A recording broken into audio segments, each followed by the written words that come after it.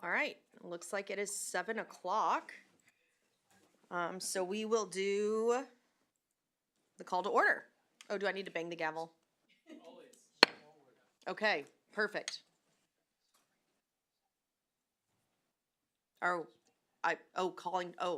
Sorry. All right, we're gonna do the Pledge of Allegiance. Sorry, guys, it's my first time. I pledge allegiance to the flag of the United States of America and to the republic for which it stands, one nation, under God, indivisible, with liberty and justice for all. Okay. All right. Now what I was thinking was calling to order, roll call. Mr. Nace, Here. Mr. Earhart, Here. Ms. Jones, Here. Mr. Aravallo, Ms. Crevier, Here. Mr. Sly, Here. Ms. Squire, Mr. Morse. Here. Chair, we have a quorum. Wonderful. All right, we'll move on to the approval of agenda. Do we have a motion?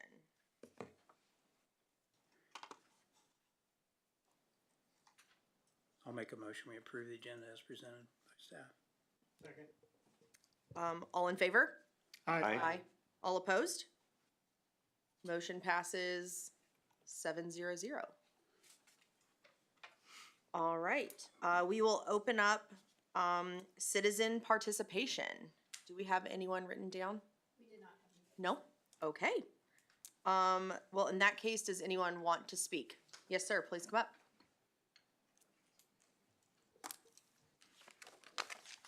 Lance, Hey, welcome back. thank you. Appreciate that. I didn't get here right at 6:55. I think it might have been 6:56. So thank you for letting me speak. And Of course. just a few comments tonight. As you all know, Lance Caldwell, 15275 191st Street. Appreciate the time to speak before you all again tonight. My comments are really focused on the proposed zoning code amendments that are currently before you. I first would like to acknowledge the substantial amount of work that has gone into these revisions. I was a little overwhelmed by the 600 pages or so that were released only a few days before this meeting, and I found that myself and many residents are still trying to understand the practical implications of these changes and what they mean for the future of our community. But as I review those proposed amendments, what stands out to me is the creation of an M2 heavy industrial district and the distinctions being made between M1 light industrial and M2 heavy industrial uses. One change that particularly caught my attention is the proposed relocation of information technology facilities from M1 into the M2 district. And to me, that suggests the city recognizes that these facilities have impacts and operational characteristics that are different from traditional light industrial uses and more appropriately classified within a heavy industrial framework. What also caught my attention, though, was next was the purpose statement for M2 district itself. The proposed code acknowledges that heavy industrial uses are generally incompatible with residential development except when heavily buffered and separated. And I think that language is important because it recognizes a basic planning reality. Heavy industrial and residential uses are fundamentally different land uses that often have competing objectives and impacts. And what I find challenging, however, is that while the code recognizes this incompatibility, it also appears to establish setback standards for situations where M2 is located adjacent to residential property. And to me, that raises an important question. If heavy industrial uses are generally incompatible with residential development, should adjacency to residential property be treated as an expected condition that can simply be addressed through setbacks and buffering? Or should the code be structured to avoid creating those situations whenever possible? I recognize that setbacks, screening, and buffering all serve important purposes, but I'm not convinced that every heavy industrial use becomes compatible simply because a certain number of feet are added between property lines. For example, a 65-foot industrial structure remains a 65-foot industrial structure, whether it's located 75 feet away or 100 feet away from a neighboring residential property. And my concern is not necessarily what happens in the city limits alone. Many of the properties potentially affected by the future industrial development may be located in the Spring Hill Township or other unincorporated areas of the county. Those residents may experience the impacts of these decisions even though They do not live within the city limits and do not vote in the city elections.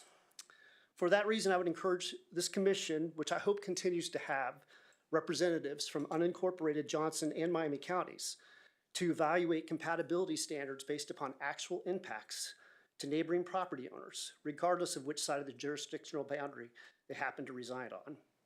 I would also note that we continue to see a significant residential investment in this area, including the reserve at Wolf Creek near 169th and Lackman, just down the road from where I live. And this demonstrates their strong demand for a variety of housing options and for the rural residential character that historically has defined this part of southern Johnson County.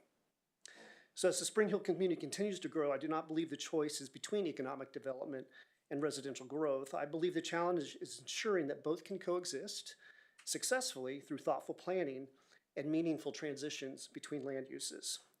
Before adopting a new heavy industrial classification, I would respectfully ask the commission to carefully consider whether the proposed setbacks, buffering requirements, and compatibility standards truly address the impacts of uses that the code itself describes as generally incompatible with residential development. Thank you for your time. Thank you, Lance.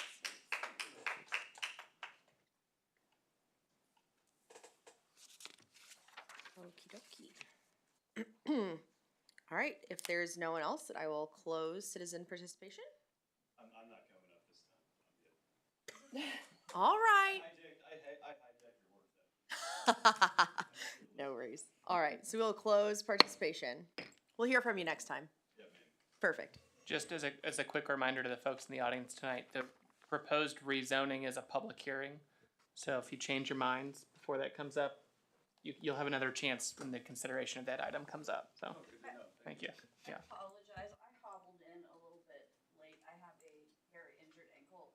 Was that just, number 2 on the, action?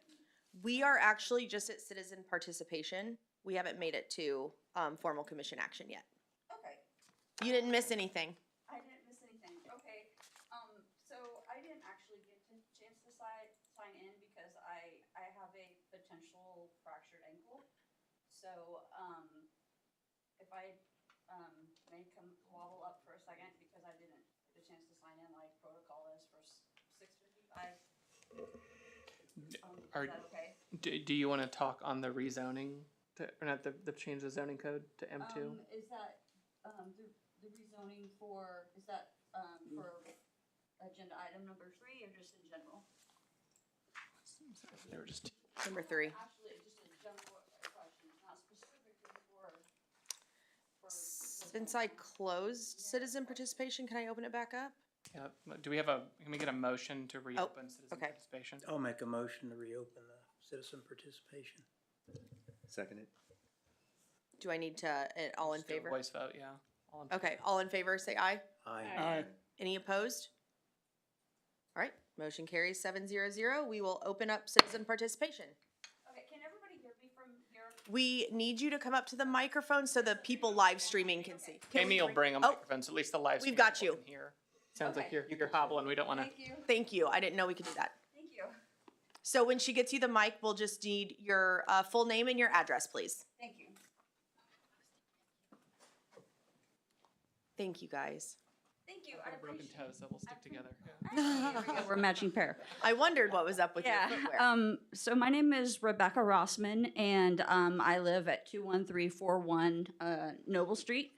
And for those who might, well, for those who can't see me and those who can, I'm not going to show my ankle. I have a potential high ankle sprain or hairline fracture ankle. I'm getting a second opinion, so I hobbled in a little bit late for the sign-in time.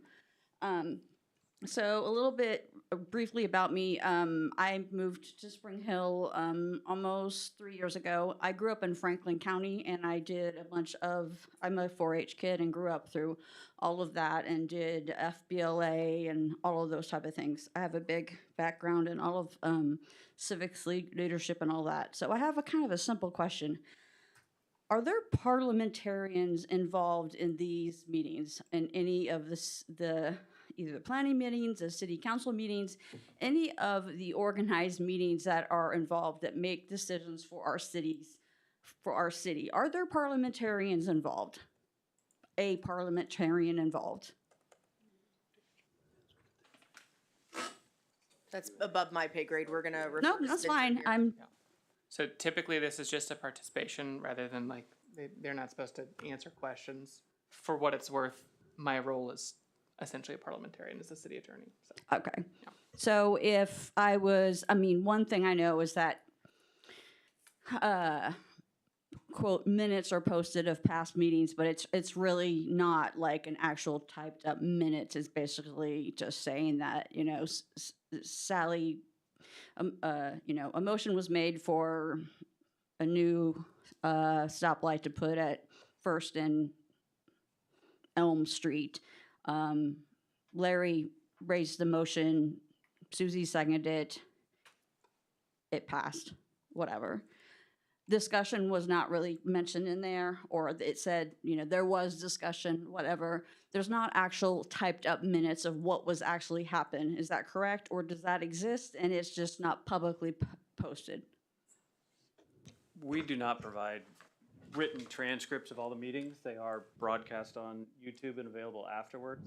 And there is a feature on YouTube where you can turn on the closed captioning. And I believe there's even some AI programs that will actually Yeah. take it all down and transcribe it for you. Yeah. But we do not do that. We meet the requirements of the Kansas state statutes for meeting minutes, but we do not provide the transcripts. Yeah, I'm hearing impaired, so I definitely, when I'm watching, I have the captions on and actually sometimes have it a little slower than live time. So the reason I'm asking this is because of potential potential curiosity of information that happened during a October or early November. I don't have it in front of me. I had it prepared before my ankle decided to take a deep turn in my life. A situation that involved the zoning situation back in October or November, where there potentially was an issue with parliamentary procedure. So that is why I'm asking if that existed in the matter of motion, seconding, discussion, voting, when discussion was still open. So that is why I have a concern that if if there's a parliamentarian and if parliamentary procedure isn't being followed. So that was my question.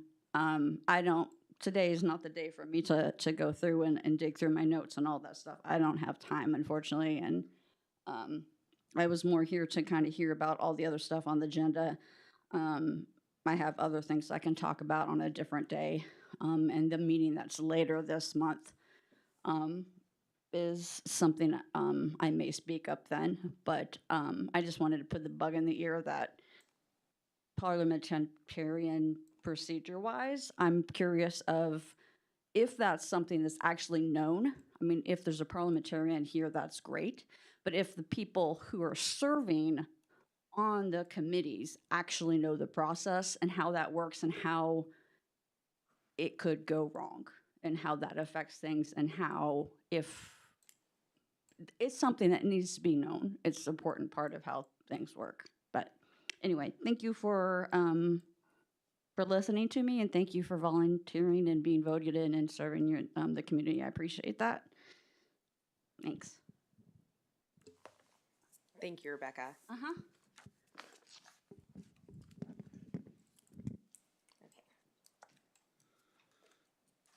Are we okay to close public, citizen participation? All right. Citizen participation is closed. All righty. We will now move on to the approval of the minutes from the May 7th meeting. I will entertain a motion.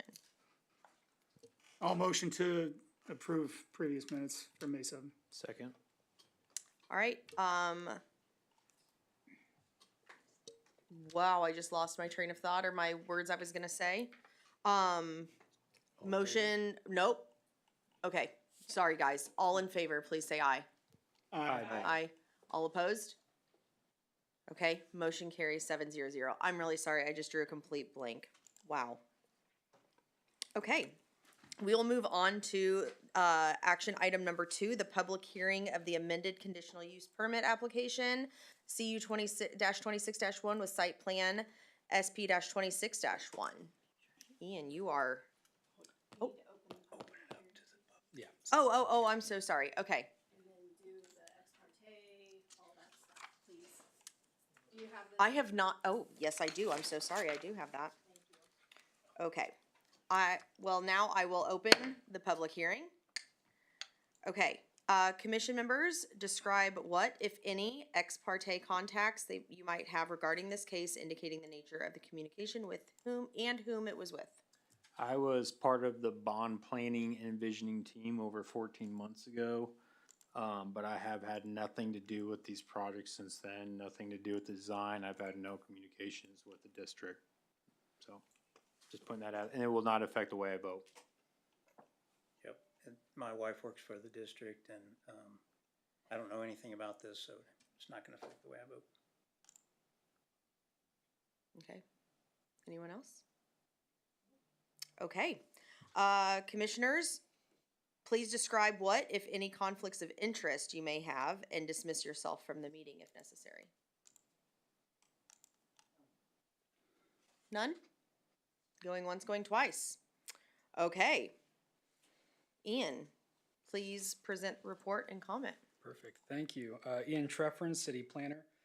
The application before you today is SP 26-01 and CU 26-01, the CTE edition for Spring Hill High School.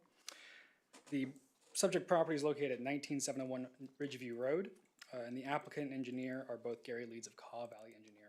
The proposed project is a 35,675 square foot addition to the existing high school, and the modification or amendment to the conditional use permit that's associated with the high school. The subject property is zoned RR Rural Residential. Moving on to site-specific details, the improvements are broken up into a north and south component. Here's the parking lot addition. They're renovating the parking lot itself. Let me see if I can get in our site plan. Oops. Let me grab my laptop real quick so I can pull up the full site plan so you can see it.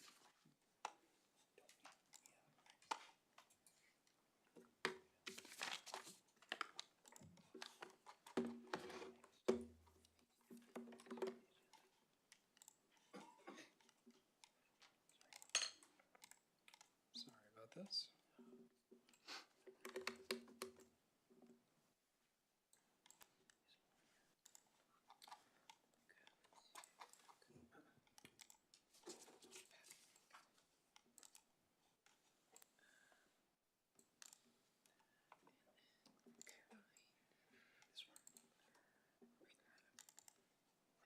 Okay, so this is the staff letter. I apologize. I'm just all out of it today. Okay, so here's the northern portion of the addition. This is a crosscut. And overall site plan. Here we go. So on the north end of the site, we have the actual CDE addition. This is this kind of polygonal shaped structure here, as well as a redesign of the northern portion of the parking lot. This north addition is 29,217 square feet and is 1 story, while the southern addition is a commons area that is 1 story and 6,500 square feet roughly. There's no modification or changes to the parking lot south of this northern addition. The proposed project meets all development standards related to density, dimensional standards, setbacks, as well as architecturals. For reference, pull up the elevations for you. You know what? Where did they all go? I apologize, guys. It is in the PowerPoint? That's right, it is, yeah. Oh. No, you're doing fine. Okay. Oh, is it, did I break it?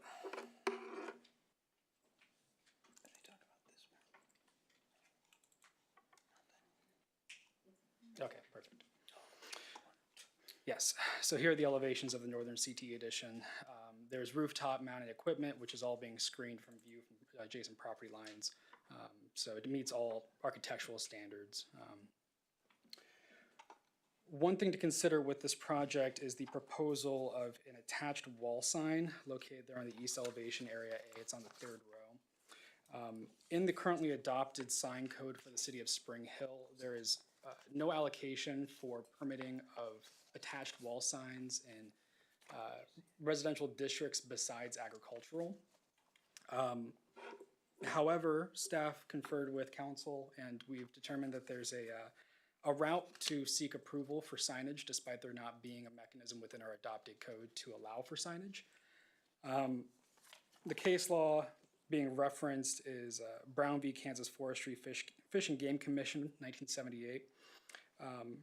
When there is a conflict of, and please, Spencer, correct me if I misstate any of this, when there's a conflict of local zoning law with a different political jurisdiction's application, there's a balancing of interest test applied. So in this case, the school district is its own governmental entity. So because of that, we have the option to apply a balancing of interest test. So in the staff letter, you'll find 5 different criteria with which this test can be conducted. I'll kind of go through them one by one. Nature and scope of the instrumentality seeking immunity, so what they're intending to do and seeking immunity from our code for, which in this case is the sign itself. 2, the kind of function or land use involved, which is signage. 3, the extent of public interest to be served thereby. So with there's 2 sides to this. With the school district, there is a vested interest in being able to identify their facilities and kind of promote that educational institution. On the city's side, we want to be able to regulate signage in a way that's protecting the community and the placement, sizing, and design of signs. Number 4 is the effect local land use regulation would have upon the enterprise concerned. As it's written, we have no allotment for attached wall signs at all. So if it were to be followed to the T of our code, they would not be allowed to have any attached wall sign. And then lastly is number 5, the impact upon legitimate local interest, which once again is our vested interest in regulating the size, placement, and design of signage. In staff's opinion, we think that this is a perfectly acceptable balance. They are meeting an adopted sign code standard. They're following the agricultural district standard, which allows for a 32 square foot attached wall sign. So while they're not meeting the zone specific, we are still getting the benefit of having a regulated sign that matches one of our districts, just not what we have adopted for the RR. That being said, it is up to the planning commission to decide whether or not to grant that relief. And you're referencing that sign, right? Yes. By the front? I guess That I would can't. signify kind of the entrance to the building? That's correct. It's on the east side, so it's like if you're looking at the high school's front door, it's on the opposite side on the back. I mean, to me, that's wayfinding. That signifies where you enter at, so you don't get confused where the entrance is. So I have no issues with it. And I believe if I read right, it's not lighted, correct? It's not lit. But yeah. Does the high school have any other signage? We've gone over this. I don't believe they have. Yeah, they have some signage facing Ridgeview. Very small, just says Spring Hill High School. It's nondescript channel letters, actually pretty. I guess the quality only looking. concern that I would have is that this sign matches whatever they have now. How do you mean? Like is Well, the lettering. the aesthetics size, wise? The Yeah. the Well, style of lettering, or yeah. that way the building looks the same. Sure. I can let the applicant speak on that side if you would like. Hi, good evening. My name is Mark Williams. I'm the Executive Director of Operations for Spring Hill School District. So this was part of our request when we went to our voters and the bond passed in May of 2025, was to add a CT addition to the high school and expand the commons to help with some of our growth. Give our students the opportunity to have industry-recognized classrooms and equipment to get them ready, prepared with that. As far as the CT addition, we are looking at housing a construction lab. Back when I was in school, it was called a wood shop, but it's a construction lab with a classroom adjourned to it. Ag mechanic lab, which is welding, 2 ag classrooms, 2 health science classrooms, with another room available to possibly expand to our CNA program for our students. We also have a computer lab going in to possibly expand our computer science programs for our students. We also have then a robotics engineering classroom with a competitive arena area for them to practice their robotics on. So that will go with that. We are pretty uniformed across, so we are looking at getting signage to match what we have across in our building, not to identify with that. The Commons is to help with also with our growth with the lunchroom. When I was growing up, it was a lunchroom, but now it's called a Commons with that. Right now, our current Commons flows is about 500 students. We're a little over 1,100 or 400 students during the lunchtime. We're a little over 1,100 students, soon to get to 1,200, so this will give us ample room for growth to accommodate some of this. And then we will be moving a greenhouse to the north side of the high school. It'll be a brand new greenhouse for right off our ag classrooms when it comes to this. Thank you. And then let me pull up where that is. It is directly to the north of the addition. This is not working. But yeah, ultimately the decision on the signage comes down to the planning commission. So, other than that, yeah, I'll show the location of the greenhouse and where that's going. Is it okay if I swap it back over to my? All right. Technical difficulties galore today. I apologize. So yes, it's located right here, directly to the, which of course it still has a 681 foot setback to the north. So You said that's the new location of the greenhouse? that's Okay, correct. Thank you. Yep. Where is the sign going exactly? It'll be going, I believe, right around here. Like on the backhand side. Mm-hmm. You won't even see it from the road. Right? Yeah, it's on the opposite backside of the building. Yeah, I'm same with Josh. I have no issues at all with that sign. Well, I'll stand for any questions if you all have any.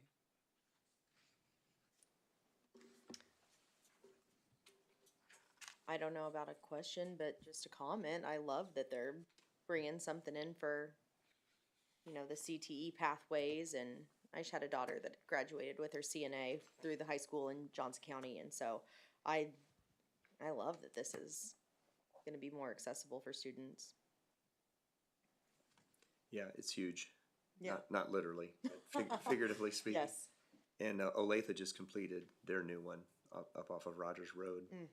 And it looks nice. I noticed their signage on that building is pretty aggressive, and I feel like they're trying to actually advertise it in a way, which I'm fine with, of course. Sure. But, you know, because not everyone knows the school districts have these capabilities now. Yeah. And these dedicated facilities. So it's overdue, I think, for Spring Hill to have one.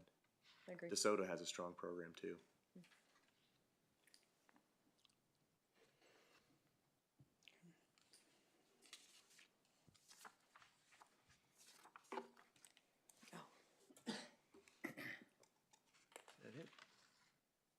You're done? Yeah, that's all I've got. If there's any questions or anything like that. Any other questions? Okay.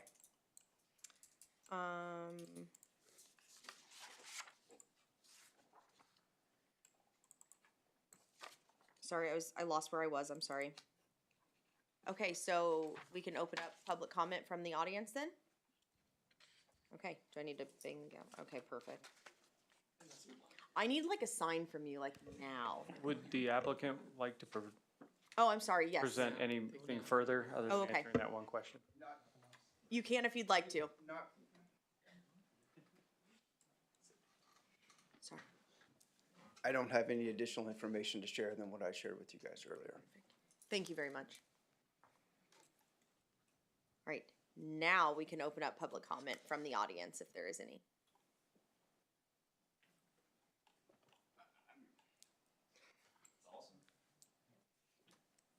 I mean, my daughter is also, she's gonna be a senior, and she's, gonna be graduating from the CTE program in Spring Hill this coming up year in the culinary program, so. That's wonderful. I'll make a quick comment. Yeah, you couldn't hold back. No, I mean, they know. Jason O'Kane, 18804 Skyview Lane in the Foxwood Ranch community. I feel like this is a waste of time. It's a sign. It's a school. It should be labeled. If there's anything that we could do to not have to have this conversation and bring everybody in here for this, that'd be great in future. It should be labeled, Spring Hill, in my opinion, is 2 or 3 years behind all the other school districts, at least, in adding something like this. So, yeah, I've done work for Liberty School Districts, Lee Summit added technology centers to all their schools. So, that's great. My son's getting ready to be a freshman at Spring Hill High. So, what's the start date on this project? Anybody know? If all things goes well, we're gonna start the first part of July. It'll be ready to go for the 27-28 school year. So it'll be being built, sorry. First part of July? No, you already have contractors on Yeah. bid packages and Yeah. everything? Who's Yes. doing that? And so, Who's doing it? Just curious.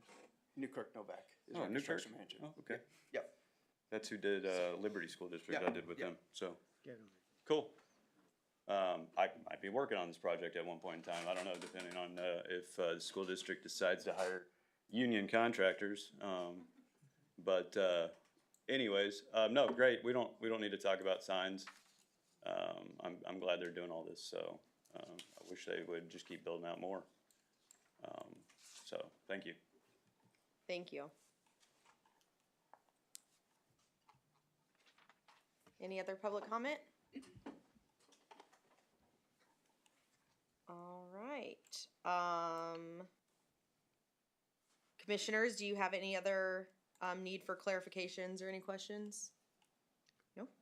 I just wasn't clear about on one of your schematics, you have two red arrows. One is up at the top where the commons and greenhouse is gonna be, but there's another building, west or east of it, closer to the administration building. Is this the staff letter that you're referring to? That's a Yeah, that- red arrow also, so I don't know. So it's just pointing out the primary addition to the north and the common areas to the south. That's all that's pointing out. That's the new lunchroom. Yep. The cafeteria and on the southern side.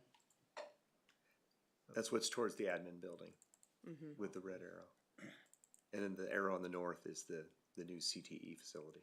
Okay. And real quick, I would like to speak to the reason why we had to come forward with the Fish and Game, or the whole case law regarding signage. We have a need to be consistent with our code application. In this case, because our code does not permit signage at all in the RR district, we have to account for that. So that way in the future, we have something to say, yeah, we can't allow signage in this specific district. It was allowed over here because of X, Y, Z. In this Gotcha. case, it's that case law, so. Okay, thank you for that clarification. Are there any other questions?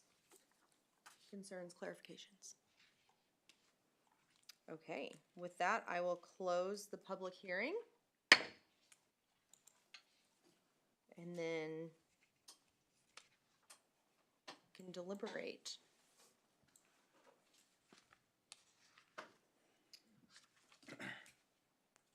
Nothing? Okay. All right, well then I will Entertain a motion? entertain a motion, yes. I move to recommend approval of application CU 26-1, SP-26-1, site plan with conditional use, Spring Hill High School CTE addition to the Spring Hill governing body, including any conditions as presented in the staff report. I'll second. All right, we have a motion and a second. Can I get a vote of approval starting on the left? Aye. Aye. Aye. Aye. Aye. Aye. Aye. Motion carries 7-0-0. Any, yeah, okay. Any opposition, I guess I was gonna say. Okay. I'm sorry, guys. Oof. It's normally not this rough. Okay, so we will move on to action item 3, public hearing amendments to the zoning and subdivision regulations. All right, I will now open the public hearing. All right, commissioners, any or what, if any, ex parte contacts have you had regarding this case, indicating the nature of the communication and whom it was with? Nobody. None? Okay, do you have any conflicts of interest, and do you need to dismiss yourself from the hearing? No. All right, then, I don't We- know how to answer that since Oh. we've had conversations prior with Mike and about this particular, Right, but that's at a public setting, yeah, that's Yeah. at the meetings, right? The work session, right? yeah, And yeah, and in this situation, ex parte communication, we use these same rules for all types of public hearings. So for a standard rezoning of a single property, if you had talked to the property owner and they were like, boy, I'd love you to approve this, you need to disclose that. For this situation where it's just a zoning text amendment, you would just need to disclose if there was a developer out there calling you guys saying, I'll give you $100 if you vote yes or no. Like, please disclose that. And if that happens, just call me before the meeting and we'll knock that out early, so. okay. perfect. All right, Ann, Okay, perfect, thank you. Alrighty, I've got a very long presentation, but only parts of it are for certain portions. Oh, It's a few. Okay, so. Industrial code amendments. Currently, the city of Spring Hill has two zoning districts associated with industrial development. You have MP Industrial Park and M1 General Industrial District. The MP Industrial Park is for limited commercial services, kind of lower impact industrial, as well as admin facilities, R&D, and in general has a kind of a higher development standard attached to it than M1 General Industrial as it is today. M1 General Industrial, on the other hand, is for the big primary industry. Think major manufacturing, warehouses, distribution, things that require an extensive amount of attention paid to when it comes to site design to make sure that it's fitting into the surrounding area.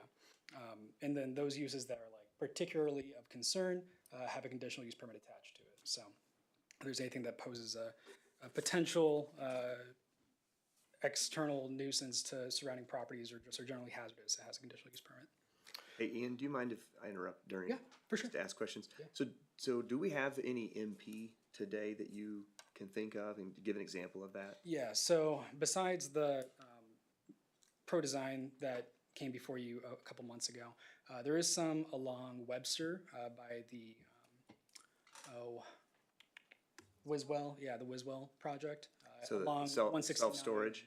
Yeah, the self-storage facility is zoned MP. Okay. Outside of that, though, it's actually pretty underused compared to what it could be used for. Yeah. And then pretty much everything else that's industrial in our city today is M1? Mhm. Okay, That's correct. thanks. Yeah. thank you. Kind of looking at what these different typologies of MP and M1 look like. On the left, there's kind of a contractor storage facility.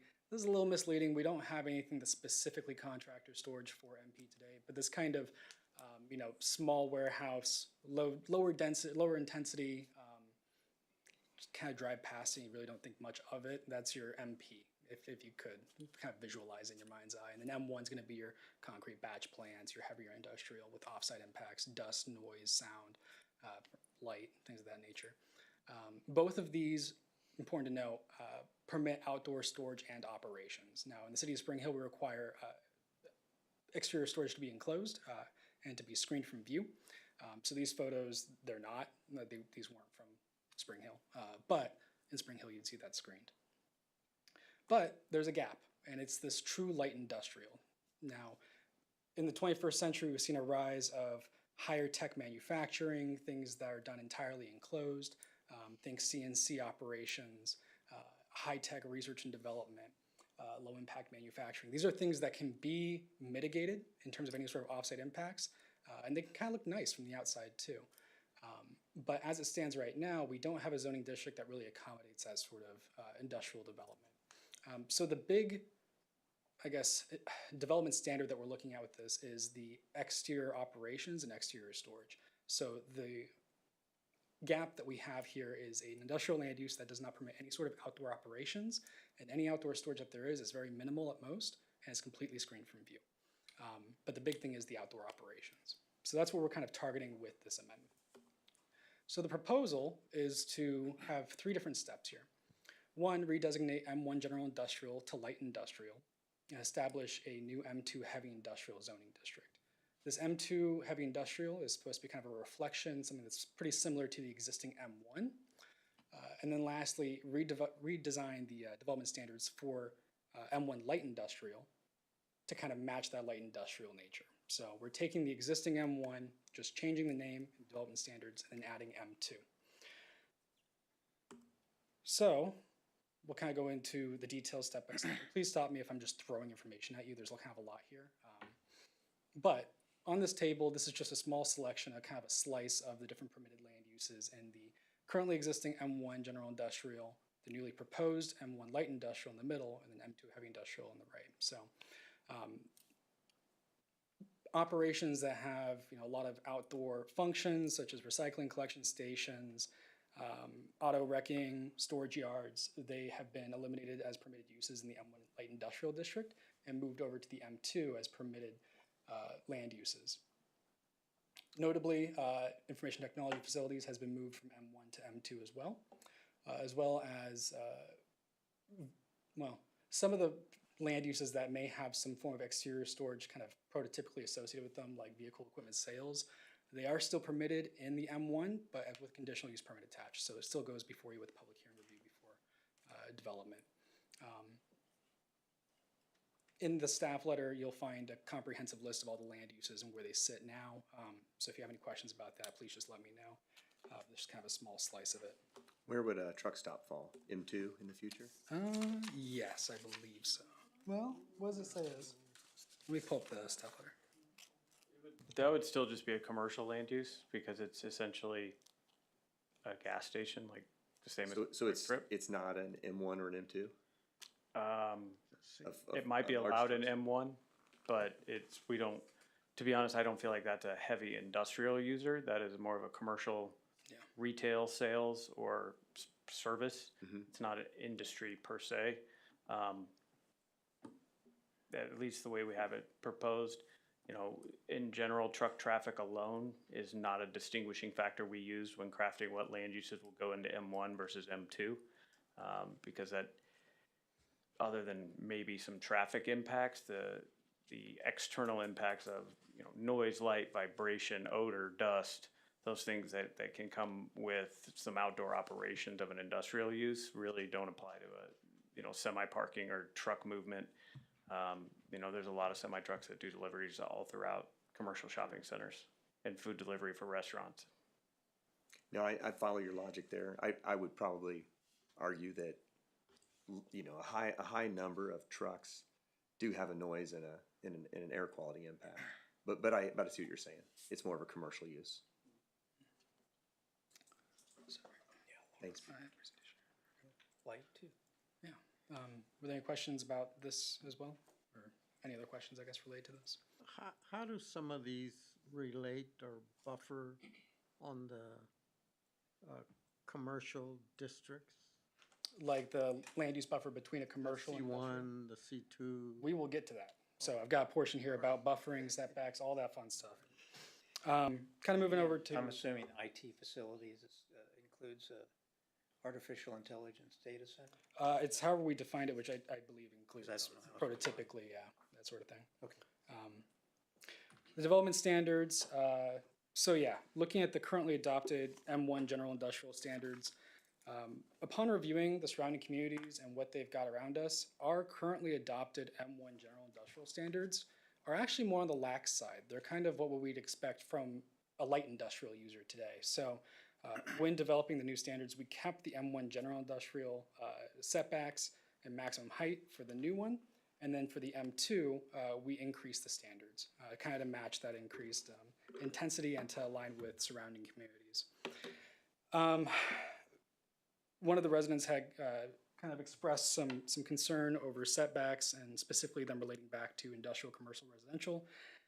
With this sort of thing, it's not an implicit assumption that it will happen. It's more of in the off corner case that this may be located next to some sort of residential use of some variety, we want to be able to be prepared for that. And as it stands right now with our currently adopted code, there is no consideration for whether or not it backs up to residential generally speaking.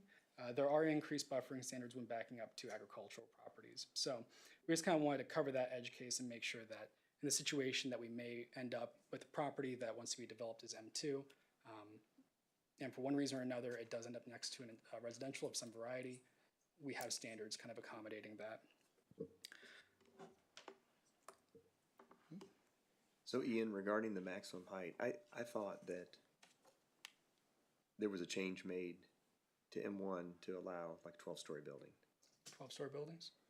Yeah, we passed something not that long ago. It was Mhm. like 100 and.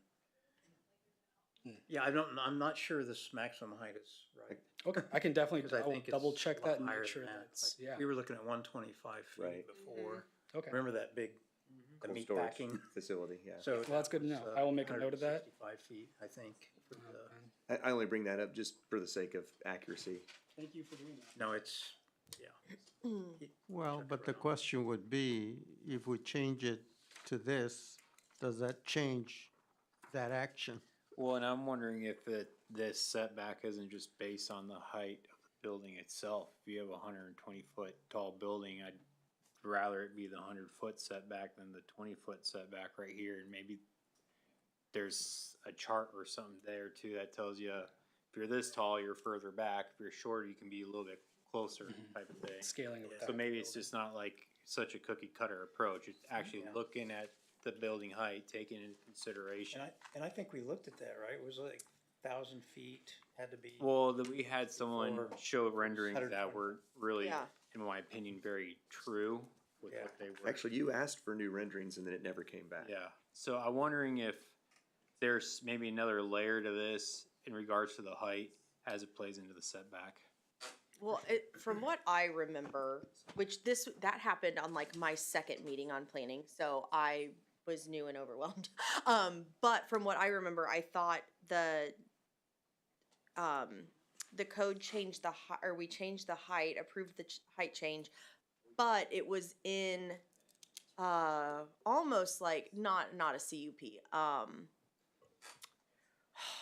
Like the max height was like 65, but then could go up to, it was almost like an asterisk So here is. type the of a situation. That's exactly right. Here's the language that we're all referencing here. So the maximum height for the M1 General Industrial states that a building may not exceed 55 feet in size. However, the structures associated therein can exceed up to 100 feet if the structure is set back from all property lines by an equal distance.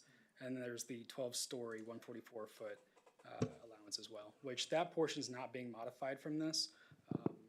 And in fact, this whole section is just pretty much being relabeled to M2. So that will all be carried over as well. So those aren't going away, like the requirement for it to scale with setbacks based on sizing. But I hear what you guys are saying. Can we, I think we will need to go back and make the change to 17348 348? A4, which currently has the process for allowing a height up to 144 feet for M1. We just need to change that to Or, just M2 or allow it in M1 and M2. or how about we walk that back and don't allow it with this change? With the change that's before you, I think I'd like you guys to stay focused on, you guys have asked for a long time to create M2, so we're here to create M2. We can keep doing public hearings to hit other items, but I want to make sure we're hitting the important things, filling up the jar with the big rocks first, then coming back to the small things in a little bit. So if there is a desire to walk back maximum height in general, that's a separate consideration to, should we be creating this M2 M2 zoning code? So to follow up with what you're saying then, could we, I'm speaking for all of us, could we request that max height of the 140 or whatever you just said be an M2 only, not an M1? Is that possible? Yeah, that's certainly something that you can recommend as Okay. part of your recommendation towards to the governing body for later this month. Okay, thank you. Can you scroll down, Ian? Where's the 144 feet that we were talking about? Where is it? That's right there? Okay. So that's your general section that makes it possible, and it refers to 17348. That's going to be 17348A4 is your exception for M1 zoning with your 4 factors to consider. And you all consider those and make a recommendation to governing body. And they make the final decision on that. So as you recall, yes, we did go in and make that change in the fall to kind of give flexibility for larger uses. And that's actually, if I recall correctly, I think when some of the discussion heated up on this is why we need an M2. If I'm conflating things, please let me know, but my recollection is that was sort of the identifying factor, and we said, let's get some new staff in, and they've been working hard on that. So, yeah, when you guys make your motion, if that's something you're interested in, and talk amongst yourselves, we can include that in the motion, and we'll walk you guys through that to make sure that motion's clean. Just for record, my memory is similar to what you were just saying, so. We're Thank either you for correct not or crazy, I gaslighting don't me. know which. Nope. Not today. Awesome. Thank you. Let's see here. Okay. So next would be the buffering standards associated with the new M2 district. Once again, the standards that we had adopted for M1 better aligned with that light industrial standard already. So looking at the new M2, we increased the buffering standard when adjacent to office, commercial, and then going from low to medium buffers for industrial parks. So we are increasing that buffering standard from what's already adopted. So any sort of, office, commercial, it'll have an increased standard. And then kind of a look at what that standard actually looks like. For the high impact screen, it's 100% opaque, 6-foot masonry or opaque fence, and then a low impact screen on both sides of that fence, which is the left set of tables. So you're looking at the 1 per 500 square feet shade trees, one of those options. So that's what you'd be seeing with M2 adjacent to anything except for industrial park. In that case, it would be medium impact screening. So what are our options here to increase this? Because I've always looked at industrial as, I understand it, but like 90% of the community experiences the screening, the landscape. Like this is very outward facing and touches like 90% of our community. And I don't want to skimp on these areas. I think it's an opportunity when you have these billion-dollar chunks of technology coming in, let's say, that's a 3-inch caliper tree versus a 1.5-inch caliper is nothing. So it's like, can we request 3-inch calipers at 60 foot on center and then double row and do an evergreen screen? You know, can we really beef up this screening? I think that could be a conversation. I know that we would like to amend a lot of things in this code, one of them being architecturals, landscaping. I think a lot of it we would like to see changed. I do know that whenever you have an application come through that is, requesting some sort of modification or otherwise there's the give and take that you have the option for, requesting that additional screening is certainly a valid thing to ask for, especially if it's related to mitigating offsite impacts.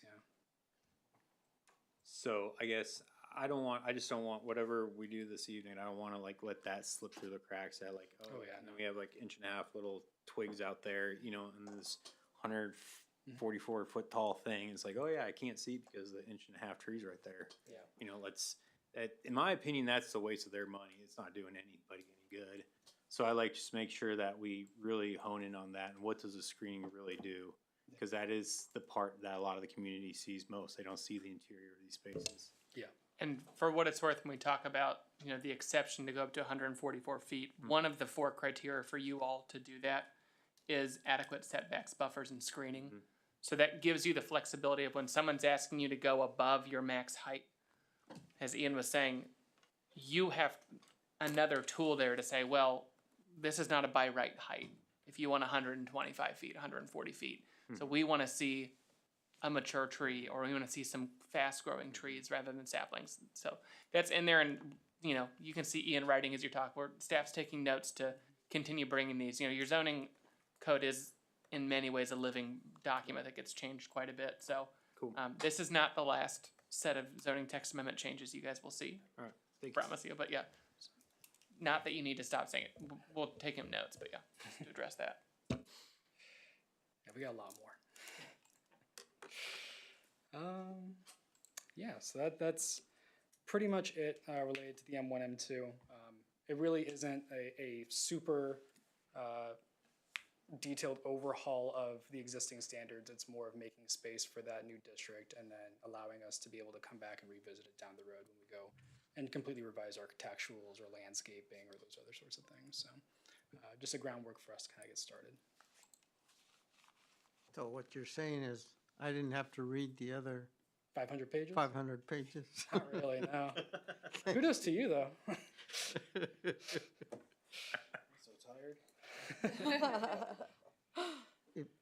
If that's the case, let me bring something else up Yeah?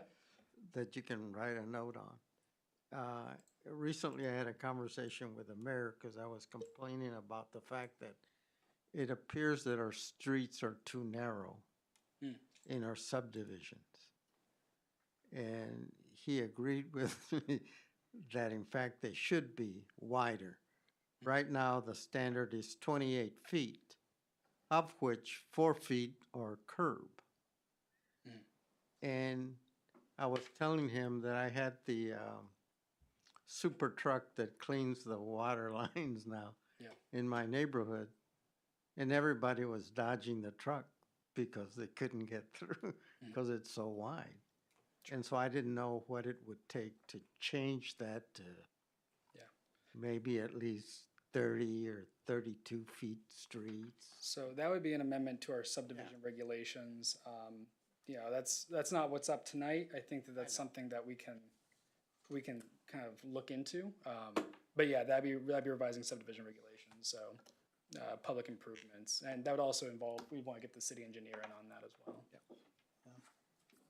Oh no, you're good. Do you want to say anything else? All right, but are there any other questions for me regarding this?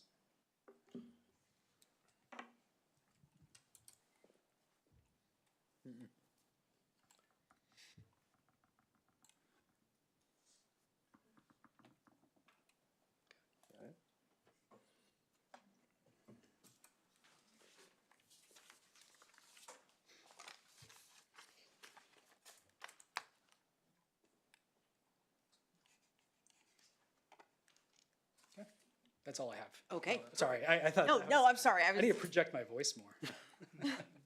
We were expecting more slides. Oh, well, that's it for now. I've got like another Ben's written 40, the so we're gonna have pages. fun. Oh, yeah. Okay, so since there's no applicant, we don't have to do applicant presentation. Commissioners, do you need any clarification?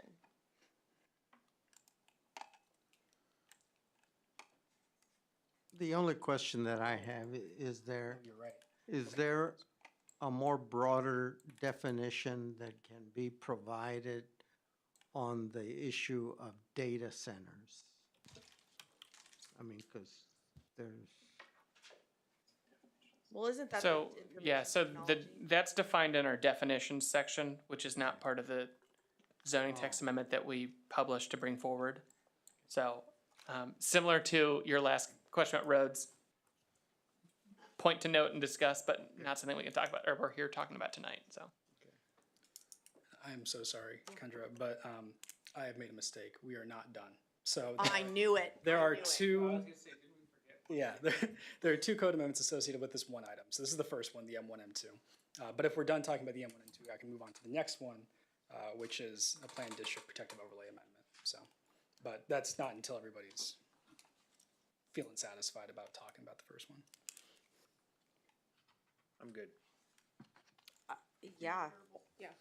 I'll just make the comment that I think this is a great move. I mean, because we've been talking about this for a while, and I just wanted to reiterate maybe the benefit of, you know, redefining our M1 and having M2, which is, you know, we've sometimes we're rightly and understandably hesitant about approving M1 rezonings because it's somewhat of a, not quite, but anything goes, you know, and then once it's rezoned, then it's really difficult then later to say no to something that might be super heavy industrial and not something we want, but if it's already been rezoned, and so, you know, even if someone then comes and they say, hey, we want to do enclosed business, you know, like a gem tech or just a light manufacturing business, you know, there's still the risk of, you know, if we approve this and then that doesn't work out, well, the rezoning remains, and now the next person could come in and do something very heavy.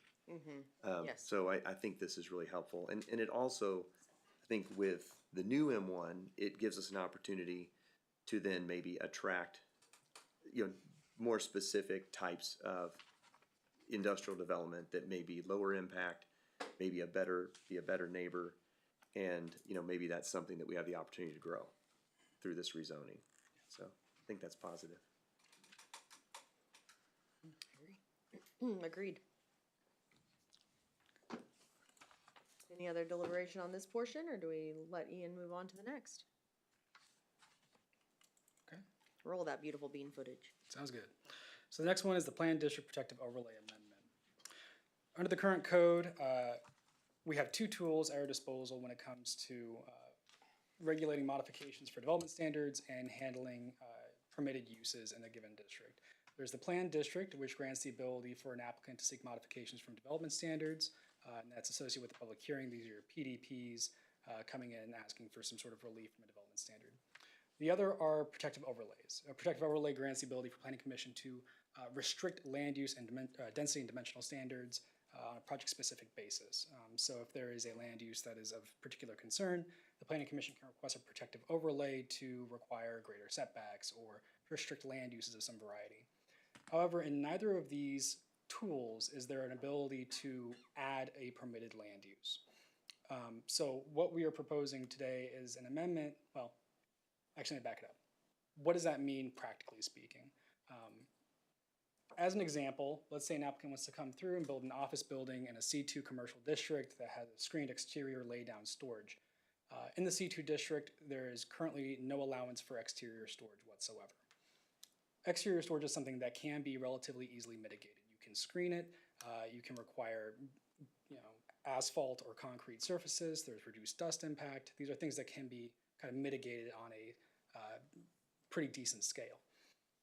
However, because there's no way for a land use to be added, the applicant has to seek a rezoning to a land use or to a zoning district that does permit the exterior laydown storage. So in this case, going from C2, the nearest is MP Industrial Park. So in that case, the applicant has to seek a rezoning to a higher intensity zoning district, in this case Industrial Park, and then seek a protective overlay to then restrict all other land uses except for the ones that they're intending to do, as well as exterior laydown storage. So what this creates is really what's not great planning practice. Even though the end result is compatible and not an issue, the zoning map and the kind of seemingly incompatible zoning that actually is compatible is just not super great. So we are proposing an amendment to the PD and PO.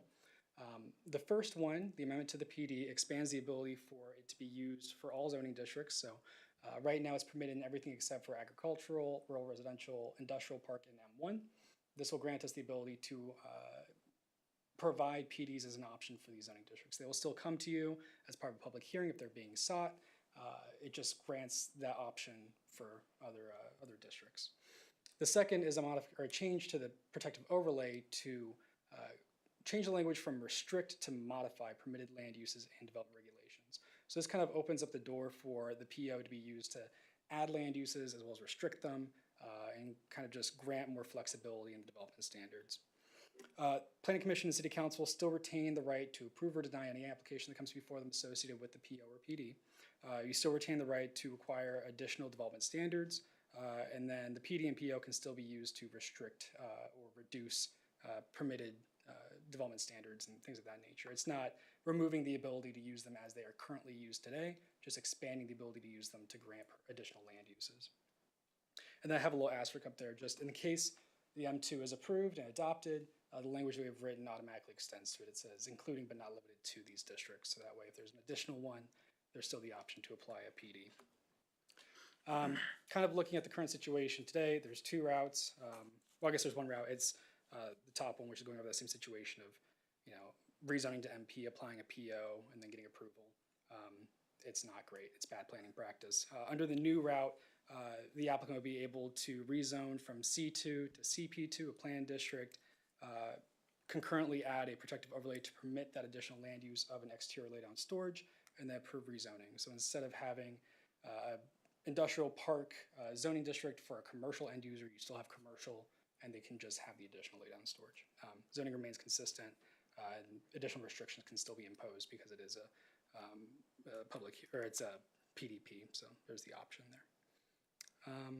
Other than that, that is all that we have for that.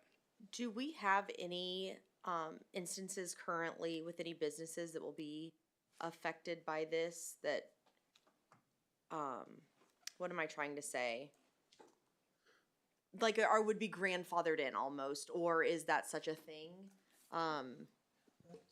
Is what I'm asking coming through it all. So, for plan districts, no, because a plan district, they don't exist, so no one would be necessarily non-conforming.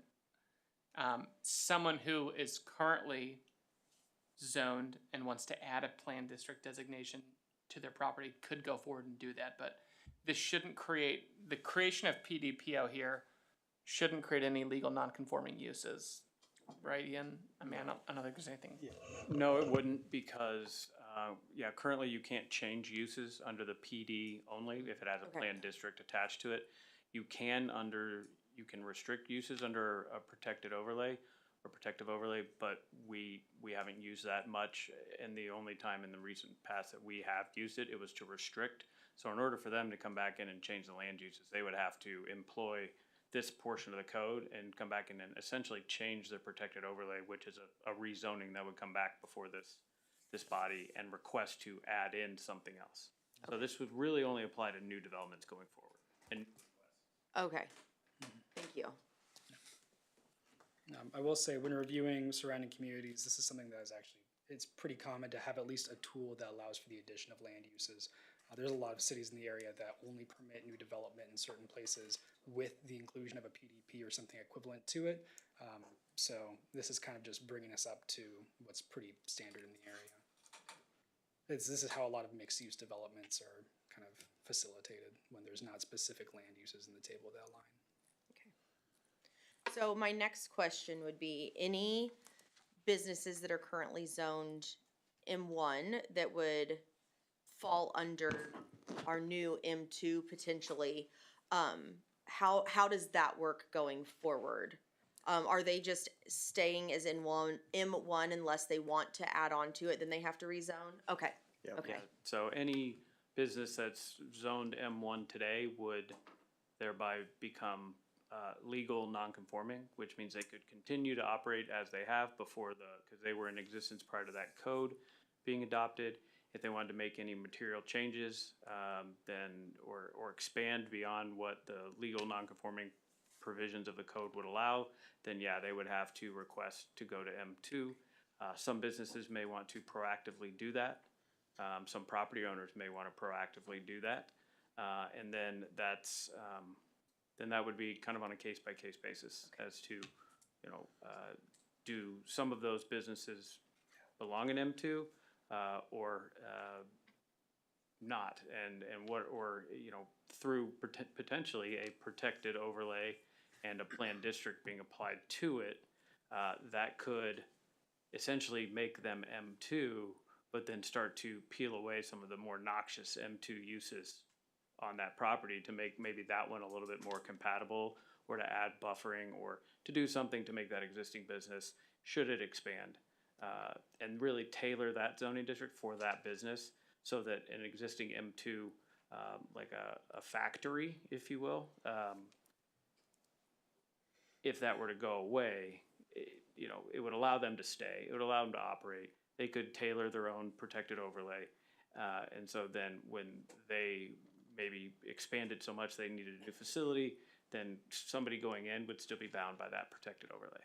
okay. It wouldn't change based upon the user, based on that protected overlay. So they're kind of working together, because what we realize is that even the best written code is not perfect. They're all, any code will never be able to fully anticipate, regulate, or account for every specific instance of how it could be applied, or every development. And so that's why these flexibility things are really helpful to help bring in the development we do want, and help also mitigate some of the development that may have some external negative impacts, to give us that extra buffering and mitigating factors to it. So it gives us a lot of flexibility. I don't think it will negatively impact our ability to attract quality business or employers, and still protects the city's interest as well.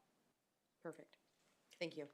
Do you see this mostly, the protective overlay mostly being used probably on that line between commercial and M1 versus someone in M1 wanting to contemplate a heavier use without zoning to M2?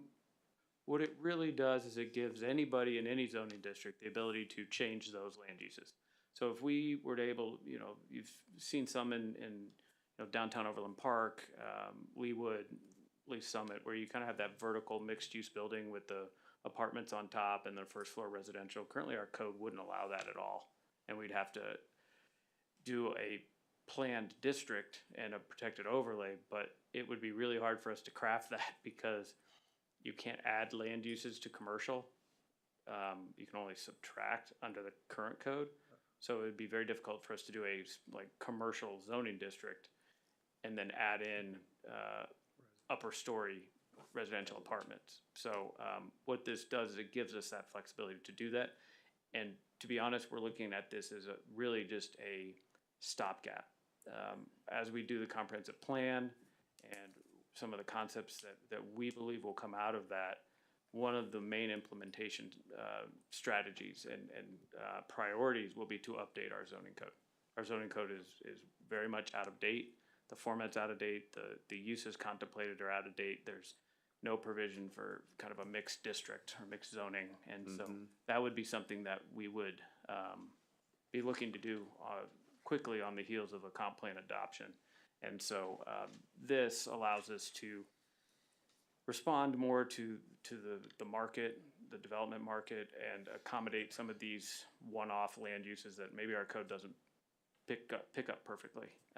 But and frankly, I had wanted to kind of scrap the whole planned district protected overlay and wipe them clean and then start with something brand new, but it just turned into something that was going to take too much time.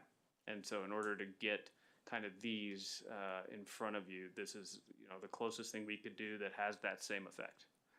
I appreciate the comment on the mixed use because someone asked me about that earlier this week actually, and I was going through some of our zoning and codes, we can't. But then the future land use map calls for mixed use development, and so I was thinking well, how's this going to work?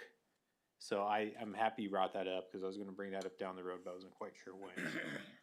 I imagine previously it was probably contemplating discrete plats that were like commercial next to residential, but not on the same property.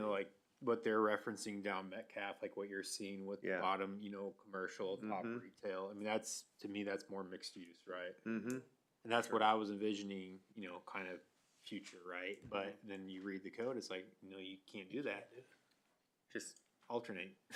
Yeah, exactly. Put it next to it. And the other one that I think I brought up previously was some sort of retailer that wanted to do outdoor storage. That's customary with that business that we've all come to accept when you go to, Home Depot's a big business, but even some of the Ace Hardware, or if Moody Hardware were to want to have an outdoor storage area defined, we would have to upzone that. And Moody would be fine because I think they may be C2 zone, but theoretically, that's more of a commercial land use. And if we were to zone that to M1, then we've added in industrial uses into kind of a larger frame, mid-box style. So we believe this really will help us accommodate that. Recently, Mike, we rezoned something so they could have the outdoor storage. Yep. Yeah, exactly. Protective overlay. So I'd rather do the protective overlay. And you guys said at that time it's not ideal, but it was the only path. That's Yeah. Right.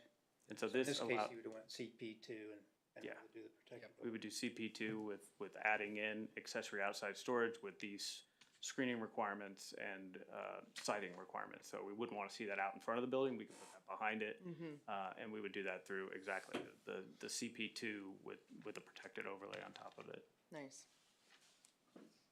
Ian, can you go back one slide?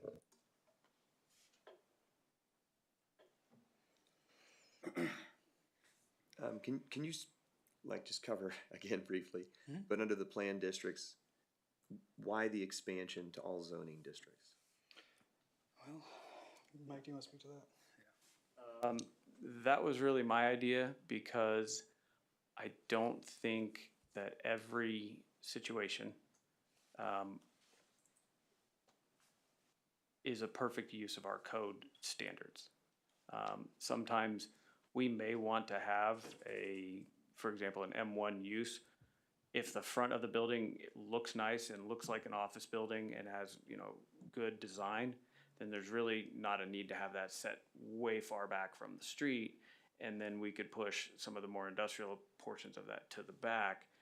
Not having the flexibility to do a, essentially modification of any development standards for any zoning district, really will just keep creating more of what we already have. And that's not to say what we have is wrong in any way, but I think it's always a good idea to have some form of flexibility and do that through a zoning and planned, like with a plan that would come before this body and then on to the city council. Because otherwise, without that, they would have to go to the Board of Zoning Appeals or zoning adjustment, get a variance, and through that, you have to meet very specific criteria, and there's no ability to add conditions that if we're gonna reduce, say, this side setback over here, and in lieu of that, meeting that code required setback, we're okay if you put in a landscape berm of 6 feet in height and up the landscape buffer in there. There's no way to do that as part of a variance. And there's, that is a decision that would go before the Board of Zoning Appeals. And the only way for that to have so you can't really make any plan concessions or plan requirements in addition to it. And if the board were to not vote it because it doesn't meet those specific criteria, the next ability to appeal that is to district court. And so in some other cities I've worked, those types of setback changes, if you will, or maybe height or parking or something like that, in a given situation makes sense to allow some modification. If we get something in return to help mitigate any of that is solely used for that property, then we're talking site plan, we're talking site design. To me, that's best handled through the planning commission, who is experienced with that and can speak to some of those offsetting provisions to help lessen that impact, to evaluate that specific request and why they're making it and why is it needed and what is their justification. And then ultimately that decision rests with the city council related to the built environment of these buildings. And so that's in essence why, we do it in all of the, most of the residential zoning districts. We do it in the commercial zoning districts. And we didn't necessarily have that ability in the industrial districts.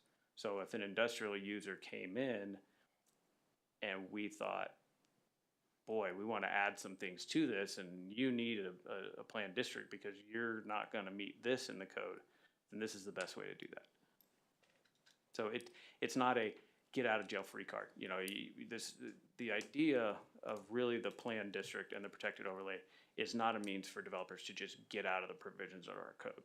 I think they have been used that way in the past, especially over the last 15 years.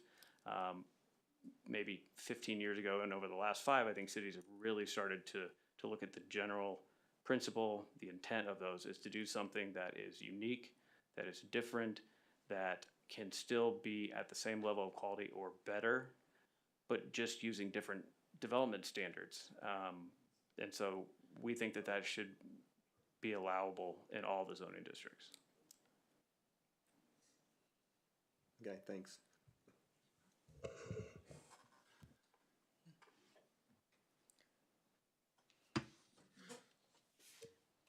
Thank you for putting all this together, by the way. Again, this is really helpful. Yeah, very. My slideshow skills getting better. Much, thank you. Whoa, pump the brakes. We didn't say they're good, we said they're much better. Although you do get points deducted for lack of video. Is it okay to send Clips. a PDF of the slideshows that you've? Yeah, I can get We that. haven't received any of that, so it'd be nice to have. Oh, yeah, for sure. I can get them done. A PDF's easy to make and easy to send an email. Yeah, for sure. Perfect. Any other questions? If no other questions, we can open up for public comment from the audience, if there is any. I'm gonna go again. 'Cause I got a question. Name and address yet again, please, Jason. Jason O'Kane, 18804 Skyview Lane, Foxwood Ranch Development. I got one question. I don't know. I know you guys aren't supposed to answer it, but, or my request would be that if you do make a protective overlay on a zone, and as far as I'm aware, from what I was understanding, is that that protective overlay stays with that zone no matter if it changes owners. So ownership, that building gets sold to somebody else, those protective overlays are still on that property. In my opinion, you know, things that you should probably think about is that those protective overlays may not agree with the new owner. When you guys talk about, you know, when you talk about the lay down storage and the plumbing contractor that was wanting to build a building here, you guys were really asking them what you were gonna do. What was being stored out there? What was being done? And once you determined what, you know, what this guy was wanting to do with his business, then you made your decision. Okay, I don't have a problem. You know, you don't have a problem with what he's trying to do. And if you make a protective overlay and you keep that there with one individual, and then another individual comes in and they want to store other things and other stuff outside and things that you don't agree with that they should be doing, and they need to do additional things. Maybe not having that protective overlay necessarily transfer. I don't know if that's possible. Or just having the new owner apply for the protective overlay, not necessarily rezoning unless they wanted to rezone, but to make sure that the protective overlay still falls in line with what they're trying to do. That way you don't have any, you know, oh, it was being used for this, and business goes out 2 or 3 years, and then somebody else comes in and abuses that system in some way. Not necessarily saying that they're going to, but it could happen. So, you know, like, oh, we approved it for this and now they're using it for that. You know, we didn't approve that, but you can't do anything about it because they're following all of our rules in place. So that'd be my concern. But like I said, I don't know legally or what you could do about it. So that's it. That's all I have. Thank you, Jason.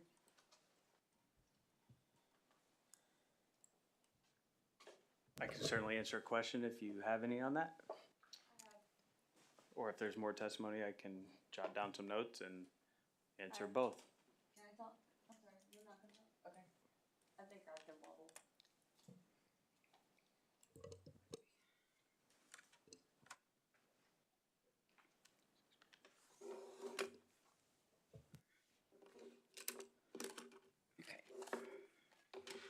My notes are all over the place.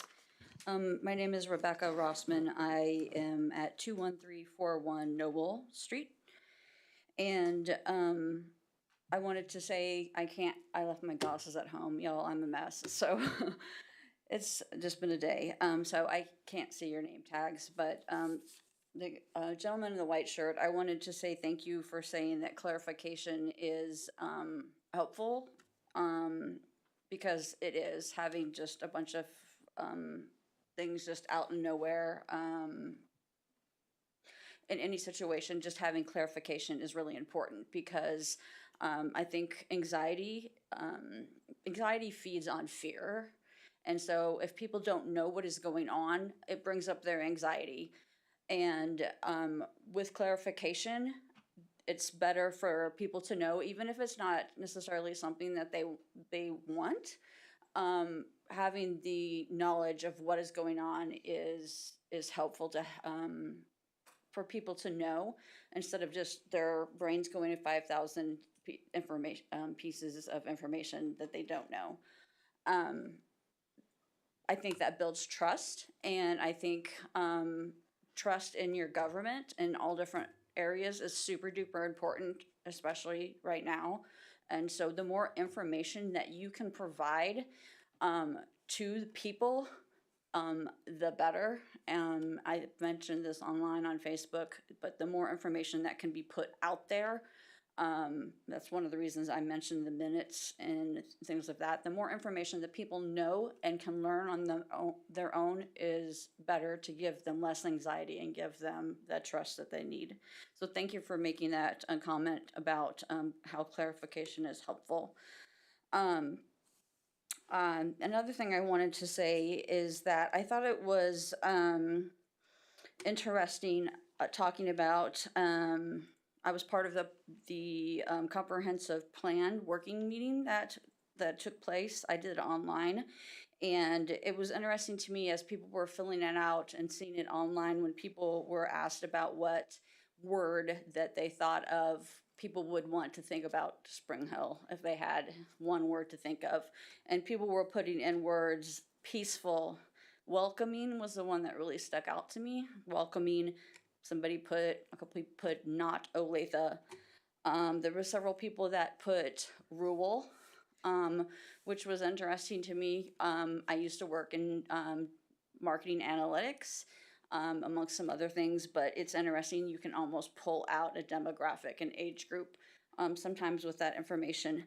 But I think that was interesting and on its own, but also interesting today in comparison to some of the adjectives in some of the proposed amendments to the zoning codes when you're talking about different zoning categories that describe things such as hazardous and highly obnoxious, things that want to be brought here, industrial and other what I would consider kind of hard developments.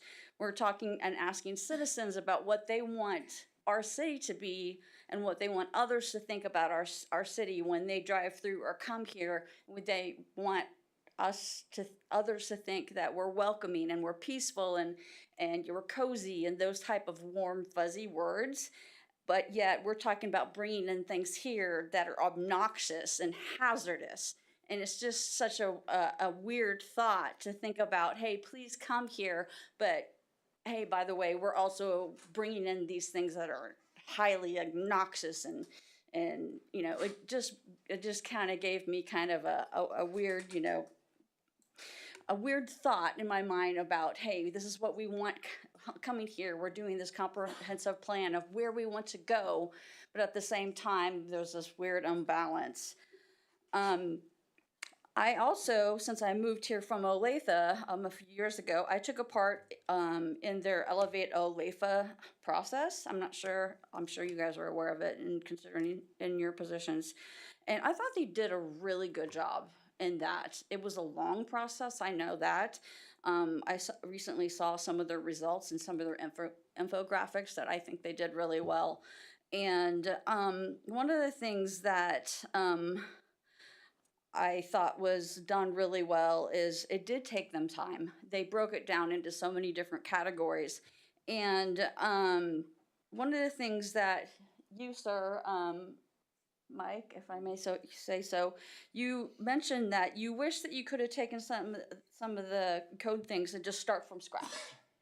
That you had, you know, there's a lot of existing stuff, and you wish you could have just started from scratch, but there wasn't time. And that kind of hit me because and there was another thing that was mentioned about there's not enough time. You know, what clock are we up against? Why are we such a hurry here? There wasn't time to start from scratch. And the Elevate Olathe thing that they did take time to do, it was done so well. What are we in such a rush for? That's not rhetorical. I'm asking a question. Why are we in such a rush if it would be potentially be done better if it could be started from scratch, not necessarily, you know, a blank piece of paper. Benchmarking is an incredible thing to do in the business world. What is the rush? And so, ma'am, if we can have them address questions, more discussion when you're done with all your comments, rather than kind of pausing. So if you're finished, we can kind of run through this. If you've got more to say, we'll note that question. And sure, absolutely. I do also just want to say, typically we use comments to about 5 minutes. So sure, yeah, and I do apologize for that. So that leads into what I'm getting ready to say. What I was going to say. So in the process of, and I don't know who's new here or not, so I do apologize there. But there are some options here. In a normal parliamentary business meeting, you have options. Somebody can call for a motion and say, hey, let's go for this, motion. Somebody seconds to agree. There can be further discussion, blah, blah, blah, and then it goes through. Because this was just a presentation, if I understand it rightly. Do you guys have access to all of that stuff? He presented, and I'm guessing there's a ton of data, all that stuff behind it, like probably a binder and all this other stuff. Somebody mentioned a video. I'm hoping you guys have that. So if there is, the other option behind that is you can lay that motion on the table. You can lay this discussion on the table for another time. If there's anything in that presentation that you're like, I don't know what that is, I'm not 100% about that, I still have questions, or what did that really mean? Or how did that other city do this? Whatever that is, if you do not understand that completely in every single part of whatever that presentation material is, somebody needs to speak up right now and say, I'm not ready. We need to lay this motion on the table until we can talk about this more. Because if you vote on it now and say yay, yay, yay, yay, yay, that approval is going to take you to the city council, and that is basically your voice is saying, I understand, we understand as a group, every one of us understands every single little piece of that as gold. We understand it and stand by it as gold. You have 30 more seconds. Go ahead. That's fine. So we as a group are saying we understand that we stand by every single piece of that. And if you don't, then you need to stay here and say, I would like to lay this motion. I want to lay this discussion on the table to discuss it at a later time. So, thank you. Thank you. Mm-hmm.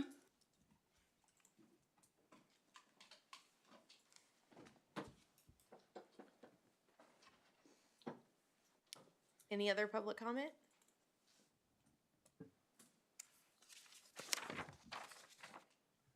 All right. Commissioners, do you have any further clarifications or questions needed?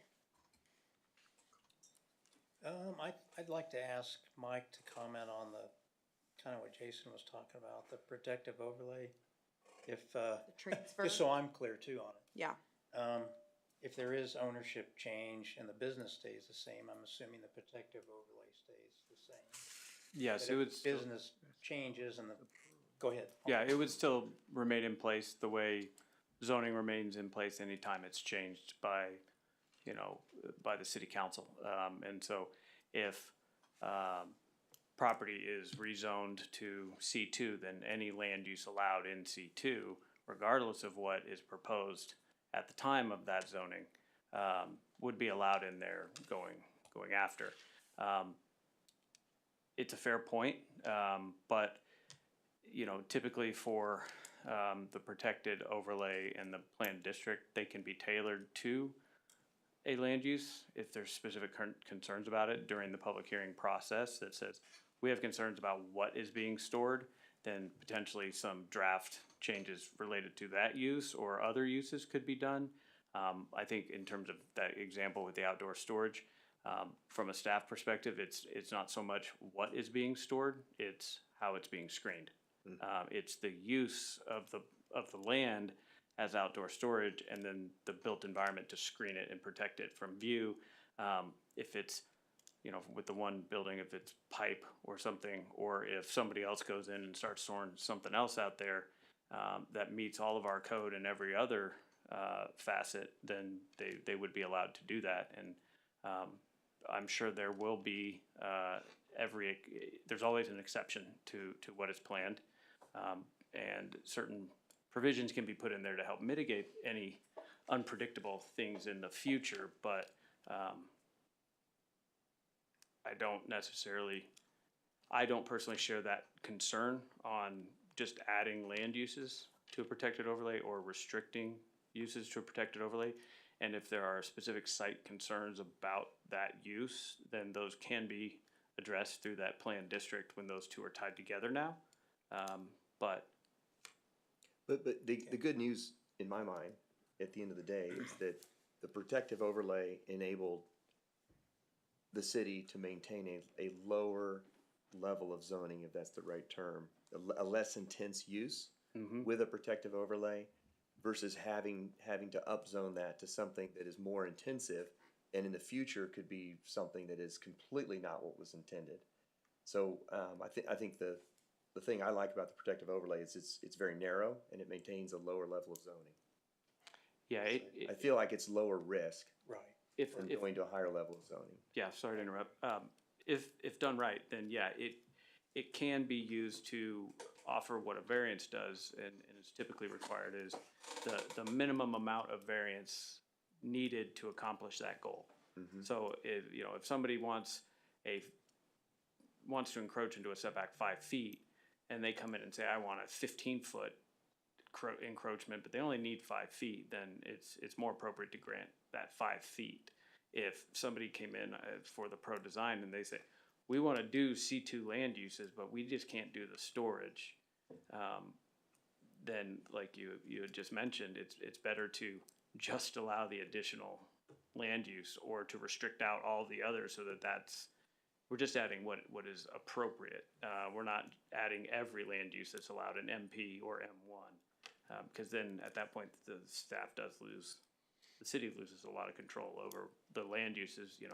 The zoning code is the regulatory tool to help implement development and use of property. And so if somebody does meet the zoning and meets the code, then the code is designed to allow them to do that. Okay, thank you. Yeah, I mean, I totally agree with Chuck. This is the protective overlay and plan districts are something we've needed for a long time. And they're actually better. You don't have to do all this rezoning so much worse than it has to be. I think the M1 and M2 are appropriate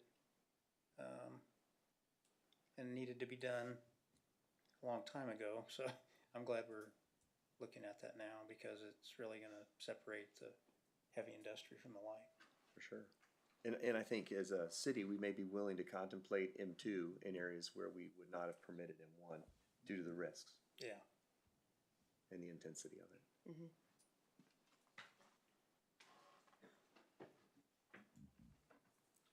Any other questions? Okay, with that, I will close the public hearing. And commissioners, you can discuss, deliberate.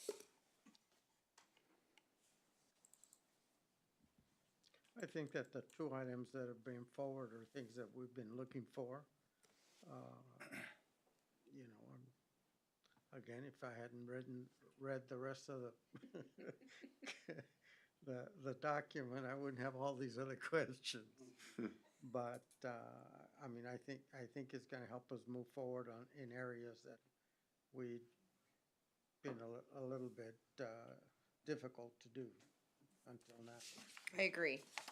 I want to say thank you very much for the presentation and for working on this and getting it done. And I mean, I think it's awesome. I know it's a lot of work, and I think you guys have done a great job, and I appreciate it very much considering I feel like every single meeting, codes and zoning are brought up. So thank you very much for hearing us and working on that so much and so well. The thing that I think stuck out to me the most and is the biggest concern in my opinion is the 17348A4, which is the 144-foot height. Making that, I think, to make that if we could for M2 only instead of M1, since M1 would be lighter industrial. I mean, I can't. And then if they, I mean, I know it's case by case, but I don't know. I feel like that kind of height at M1 and light industrial is really tall. And so I think that is more appropriate for M2 over M1 or MP. And I think he has to change the numbers, right, for the M1 and M2. Sounded like it. And Yes, they have yes. to make a recommendation, I think, to your point. Yeah. For the height. Yeah. Should the higher ones be an M2? Because right now it's for all of them. Right. And that's why I wanted to, that's why I asked him if we could just do M2, and then he said we need to make the recommendation for that. Is that correct, Spencer? Yeah, so right now, there's only MP and M1, and the increased height is only available in M1. So if you were going to make a recommendation to the governing body to approve this, you can add with the condition that 17348 A4 be changed to M2 only.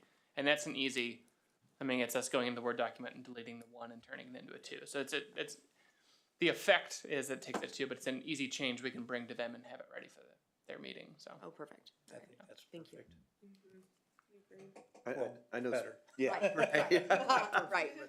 I know Spencer doesn't want us to boil the ocean all in one night, but I mean, I'm not a fan of that height at all. So I mean, I would like to see it removed. But I know it's still somewhat of an exception height. I totally get what you're saying because I also agree.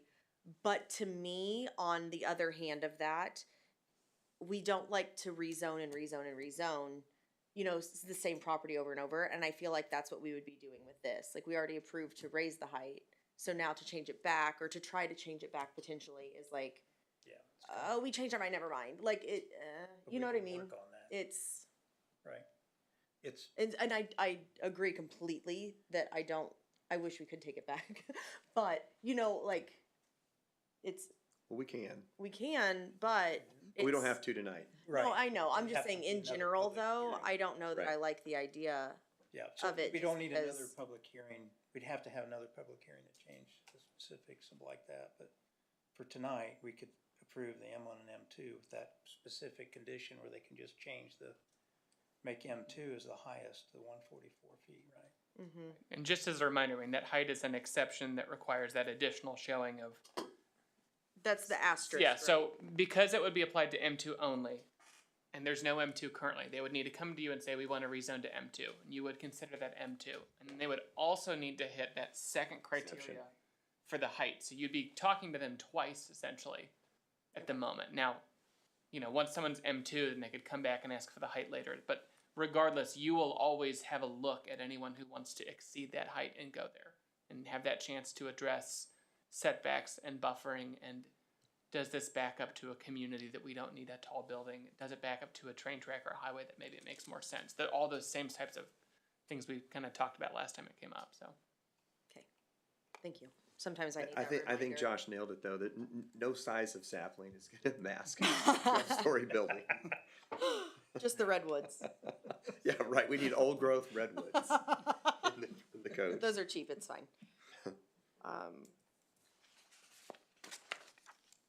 Okay. Any other comments, discussion? All right. With that, I will entertain a motion.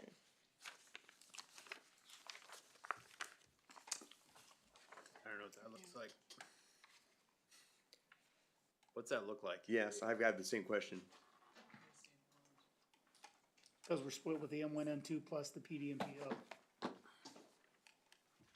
And I didn't see a suggested I motion don't know. in here. Is it just one what are we doing here? Yeah, we don't have a suggestion. Oh, it's right here. Suggested motion? No, that's. Oh, nope. Yeah. We don't have, My bad. I was looking on the rule. but we can Sorry, guys. approve. Thank the- you. Thank you.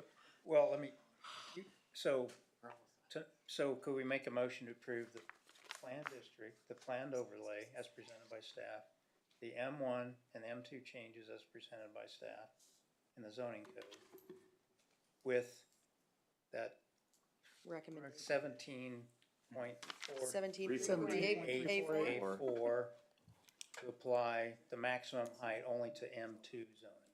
yes. How's that? Say that again word for word with I move in front. Right. You did good. I move to approve the changes in the Spring Hill City Code for the new planned district, the new planned overlay as presented by staff.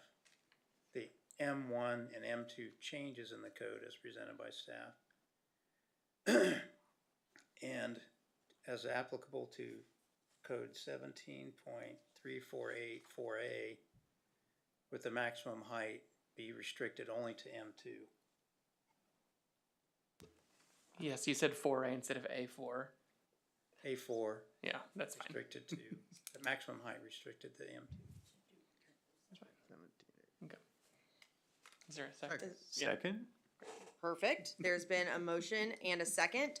We will start on the left for, Yes. Yes. yes? Yes. Yes. Yes. Any opposed? All right, motion carries 7-0-0.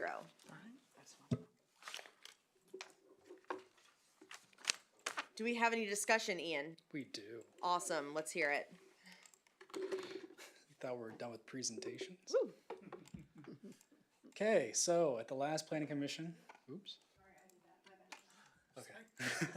The last planning commission, we had a public survey on Slido to kind of do like a preliminary ahead of the comprehensive plan talk. I have the results to go over, so let's do that. Really quick, before we get into this, this wasn't on our agenda. Yeah. So can we do a motion to amend the agenda to add public engagement survey review? Would anyone be interested in making that motion? It's on the agenda. Or is it? Hang on, let me check the published one really quick.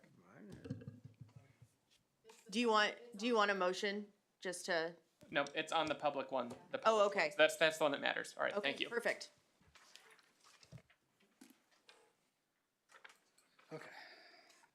Yeah, so I'll kind of go through these pretty quick, then we can, yeah, let's go through quick. So the first question that was asked was, in one word, how would you describe Spring Hill? Number one by far was growing, rural, community, home. I want to follow that up kind of later on in the third survey with, what do you think it should look like in 10 years? Thriving, welcoming, rural, peaceful. Pretty similar in both ways, but I do like thriving as being the predominant answer. I think that's a very optimistic outlook for the community. I think that's healthy. I think it's great. Looking at sentiment analysis, going at questions 2, 3, and 4. Questions 2 and 3 looked at the perceived strengths and areas of improvement for Spring Hill. Strengths were identified as a sense of community, small town feel, your schools, the fact that we're relatively close to good amenities, and the safety that was perceived throughout the community. Improvements included a lack of dining, retail, grocery options, concerns about infrastructure, the state of it, property taxes, and then buffering of industrial land uses, specifically in relation to residential. Question 4 kind of posed, what are you most excited about, concerned about related to Spring Hill's growth? Number one by far for excitement was new food and retail. Shocker. Surprising that number 3 related to number 4. New employment opportunities, expanded tax base to kind of help relieve stress off that property tax concern was another excitement. Concerns, placement of industrial zoning districts as well as data centers, once again related to residential. Infrastructure keeping pace with development, making sure that we're not outpacing what our capacity to provide services is, and then a loss of sense of character. Question 6, I'm skipping one, we'll come back to it, but 6 was posing the generalized question of what is smart growth. I have this one in there because oftentimes I'll see on Facebook and just in general, a generalized, we want smart growth. What is smart growth? I want to kind of hear from the community about that. Intentional infrastructure planning was number 1. And this is kind of just a sentiment analysis, so it's not like one-to-one. A bunch of people said this specific thing, but generally speaking, intentional infrastructure planning, separation of land uses, diversified economic base, being mindful about preserving community character, and then having meaningful community input. These are the things that were generally defined as smart growth, which is pretty well aligned. I think the academic definition of smart growth is kind of having that intentional infrastructure planning, a mix of land uses, finding your highest and best land use, making sure you're using land economically and efficiently, not introducing sprawl. That's kind of like your smart growth concept. Question 5 and question 7. So this was kind of a balancing act. The first one, question 5, was a ranking of 1 to 5 of how important maintaining Spring Hill small town character is, which you can see about 70% of people ranked it as 4 or 5. Question 7, on the other hand, asked the question of, if you had to rank them, what do you feel is most important for Spring Hill's future? Attracting businesses, jobs, preserving existing character, increasing options, improving roads and infrastructure, and expanding parks and rec. Number 1 was roads and infrastructure. Number 2 is attracting businesses, jobs. Number 3, just barely, was expanding parks and recreation. Number 4 was preserving existing character. And number 5 was increasing options for housing. So I think this is kind of interesting, and that just kind of introduces a little dynamic where, for sure, absolutely, preserving small town character is very important. but when you have to prioritize one over the other, because in life there is a give and a take with some things. While it is still very important, it is not number one like you would expect. There's a little bit more nuance to it. That's not to say that we don't do our best to make sure that these things are accommodated, but just when you have to rank it, it's not number one like you would think. Question 8 was a bad question. It was, how do you think about the variety of housing options in Spring Hill? This is too vague. I think somebody called it out. I think you called it out when I was showing it the first time. It's just not a good question. That being said, the majority of people by far said 3 or above. So I think we're doing pretty good with housing variety, at least from the public perception side of things. Visual preference survey. So I had 3 primer questions ahead of these images. What do you think of single-family homes, 2, 3, 4plexes, and multifamily? Kind of see the word clouds there. They're a little small up on the presentation, but number 1 for single-family home was house, which I think is a pretty good descriptor of single-family home. Affordable, attractive, cozy. And yeah, I think the one word was lost for a lot of these, but 2, 3, 4plexes, crowded, affordable, negative was a pretty big one. And multifamily, big city, a city, transient, nice, affordable. So with that, let's move into the actual images themselves. This is going number 1 to number 10. Number 1 was the home on the left. It is a 4-square, traditional American design, got a 4.17 out of 5 average score. Is that your childhood home? No. You'll know. You'll know. You'll know. Number 2 is actually a triplex. It received 3.63 out of 5. I believe this is located out in the Denver area. Number 1 is a single family home. But interestingly, the number 1 design is a very common duplex style. Those 4-corner designs can be kind of split top and bottom or kind of laterally down the middle. It's very common to see those in like Georgia, for instance, or like the South. You'll have duplexes that look just like that, but they are duplexes. Interesting. Number 3, once again a triplex. This is 3.59. This is again out in Denver. Tied for number 4 and number 5 is my childhood home. 3.5. It's out in Ohio. It's fine. I'm just happy it wasn't last. So I'm happy. Is this actually your childhood home? Yeah, it is. No. Oh my gosh. Oh God, that's amazing. I did not know I that. was really happy. about that. Oh, it's cute. Yeah. I knew it was in here. It was tied with. Yeah. See, I missed felt that bad. part. Number 5, or I guess tied. This is a community called, oh gosh, I can't remember. It's out in the Salt Lake City area. It's actually the fastest growing community in the United States.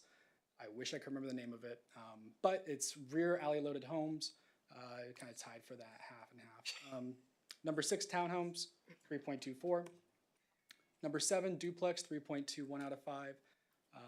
Kind of your very typical, what you see everywhere in America. Number 8, more townhomes, 2.33.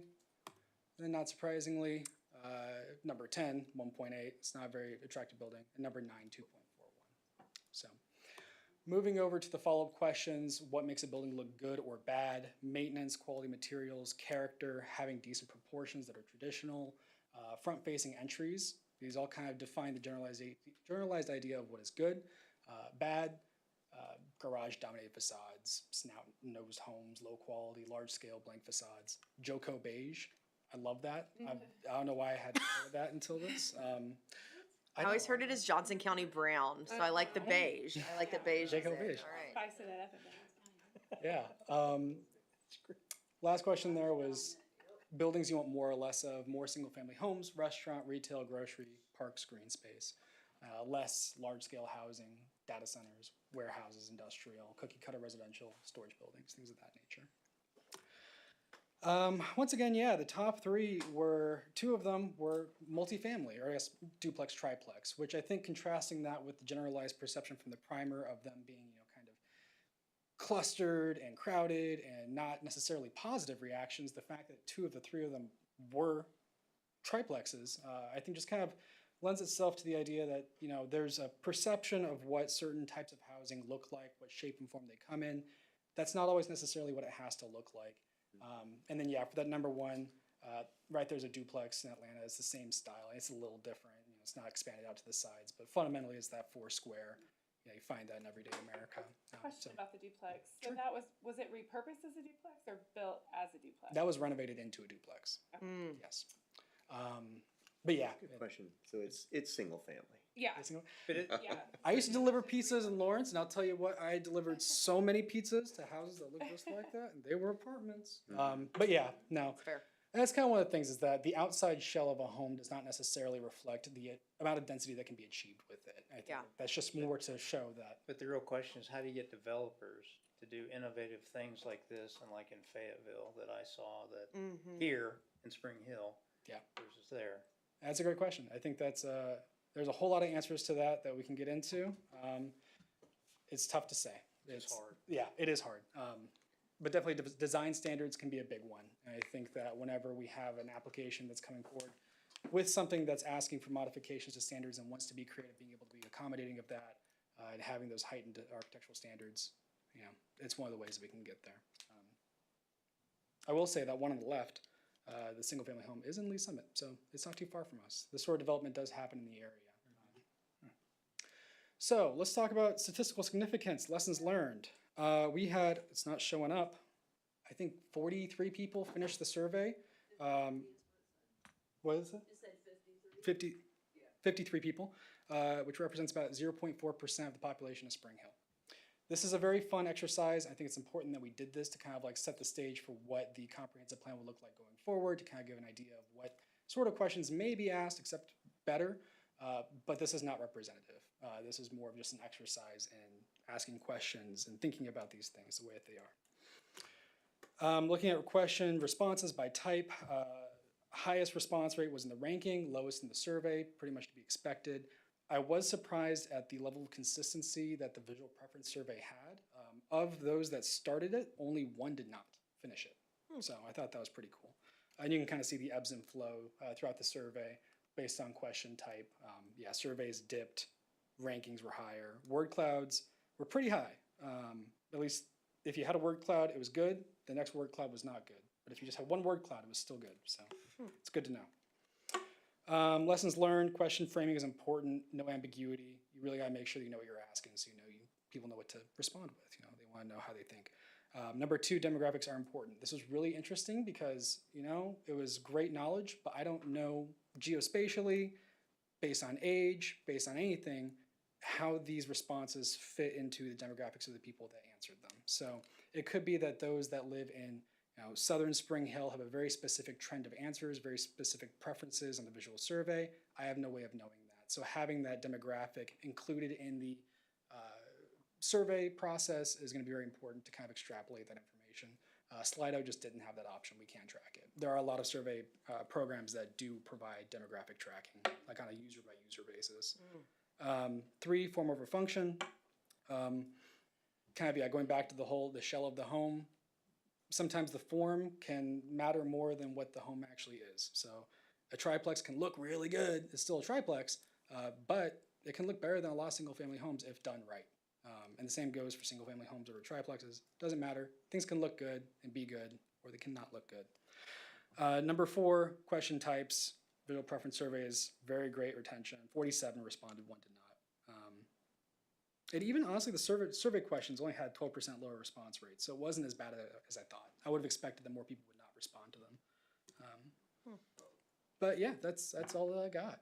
So that's just the follow-up from that. And once again, once we get into the comp planning process and we have the consultant on board, we will go through all of this, and there'll be a much more robust survey process. There'll be open houses, charrettes, all sorts of fun engagement, and we'll probably do another survey that's more robust. Awesome. Thanks for the effort in putting that together. Yeah, I had fun with it. I love numbers.